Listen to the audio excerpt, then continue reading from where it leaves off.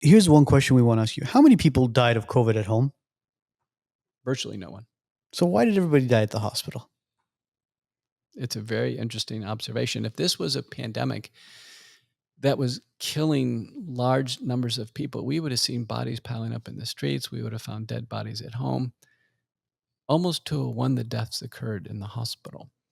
And when I reviewed a study published in JAMA from the paramedics, they were reporting on the condition of patients. They'd pick them up at home with COVID. They were reporting that people had stable blood pressure, stable oxygen saturations, that the reason why they were going in the hospital is they panicked. They said, I've been sick for 5 days. I can't see my daughter. I'm in independent living. And they just hit the panic button, take me to the hospital.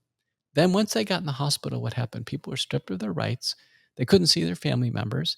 They couldn't even take their own medications. If they had a low oxygen saturation, immediately they were paralyzed and sedated and put on the ventilator. And once you're put on the ventilator, you've lost all bodily control of what's going to happen to your body. Not only that, you have nobody to come and speak for you at this point because everybody has to stay away from the hospital. There's so many people that you would be FaceTiming them, watching your mother, your father, your grandfather, your grandmother, your uncles, your aunts laying in a bed on a ventilator, and you have no rights to speak for them. We're doing the best we can. You can't come and see them. We'll do whatever we can. And then when they're ready to be discharged, we'll reach out to you. But instead of discharging them, discharging the body bag.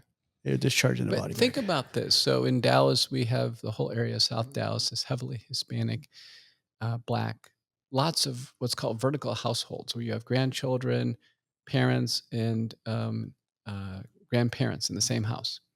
Someone would get sick with COVID and they would take care of grandmother as long as they could in the house. So everyone in the house was exposed to COVID for 3 weeks solid. And then grandmother goes in the hospital and now suddenly you can't see grandmother. You just had 3 weeks of continuous exposure to grandmother. And now you can't see your grandmother in the hospital. You literally were at the bedside for 3 weeks, but now you can't be at the bedside.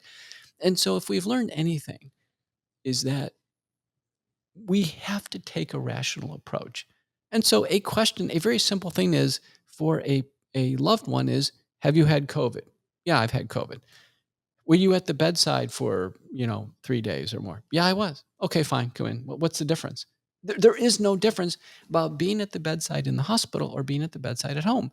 The hospital stripped people away from their loved ones. And the saddest thing is and it was largely seniors, 40% of people in the United States who died truly of COVID were beyond life expectancy. They spent their last few days and hours in complete isolation, desperate, not being able to see their pastor or their family members. Yeah. It's so unfortunate. It was the cruelest. You couldn't envision a crueler form of death. You couldn't. It couldn't be worse. You can't breathe anymore. You've lost all control, and you'll never see your family again. You can't even say goodbye. And the hospital administrators and doctors and medical directors could not find it in their hearts to let a family member come in, knowing that they had massive exposure and knowing you could have them sign 1 million releases. Like, listen, you could get COVID. Everyone would sign the release and say, yeah, I know I can get COVID. But doctor, who is responsible for that protocol? Was it Big Pharma? Was it the doctors? Or was it the government? Who was responsible for that protocol? The base came from the government. It was October 8th of 2020. It was a historic day. The National Institutes of Health puts out a government protocol, which was the most nihilistic document I've ever seen in my life. I know that because I testified in the U.S. Senate just the next month. I said, this protocol basically says to do nothing. It's a protocol of which people are going to die. Did you enjoy that clip? Click over here to watch the full episode and click over here to subscribe to the WiseNuts podcast YouTube channel.